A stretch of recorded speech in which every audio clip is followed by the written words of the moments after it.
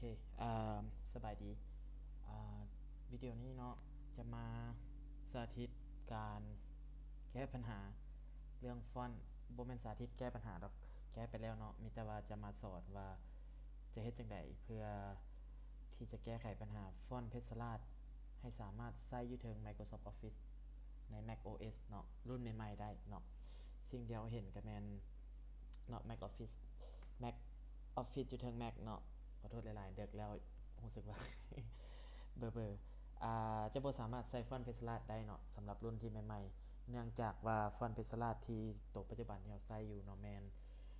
มีปัญหาเนาะบ่สมบูรณ์บ่แน่ใจว่าย้อนหยังเนาะแต่ว่าก็สุดท้ายหลังจากงมมาหลายชั่วโมงก็รู้แล้วว่าแก้อยู่บ่อนใดเนาะแล้วก็แก้ได้สำเร็จแล้วซึ่งสำหรับผู้ที่เจอปัญหานี้เนาะก็เฮ็ดได้ง่ายๆเลยเนาะ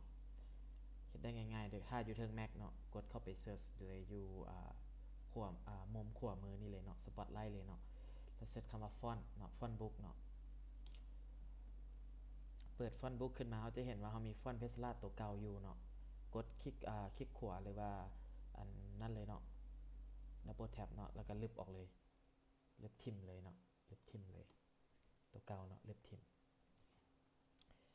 หลังจากนั้นเนาะเข้ามานี่เนาะsurinyo.com เนาะเข้ามาเว็บตัวนี้เลยหรือว่าจะมาอ่านอยู่นี่ก่อนก็ได้เนาะก็คือลิงก์ตัวนี้จะอยู่ในวิดีโอนำเนาะแต่ว่าถ้าคนที่เข้าผ่านเว็บก็จะกดลิงก์นี้เลยเนาะก็คือดาวน์โหลดฟอนต์เพชรลาดอัปเดต2020เนาะกดเข้าไปนี่หลังจากกดเข้ามาแล้วเนาะสิกดตัวใดก็ได้เนาะมี1 2 3 4เนาะกดให้ถึกอันเนาะคือตอนนี้เราสิแก้ไขปัญหาให้ Mac เนาะฉะนั้นเราก็กดดาวน์โหลดฟอนต์เพชรลาด OT 2020สำหรับ Mac OS กดเข้าไปเซฟเนาะหลังจากดาวน์โหลดแล้วสิ่งที่ต้องเฮ็ดบ่ยากเนาะกดปั๊บบาทเดียวเลยแล้วก็กด install ปั๊บขึ้นมาอยู่นี่ถือว่าจบละได้ละเนาะเรามาพิสูจน์กันเดี๋ยวเราปิด Word กันต้องได้ปิด Microsoft Office เนาะปิดเปิดใหม่เนาะมันจังสิได้โอเคเราโปรเซส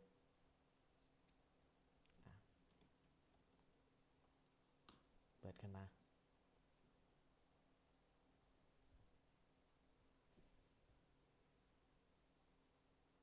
โอเคเนาะเข้ามาแล้วทดสอบ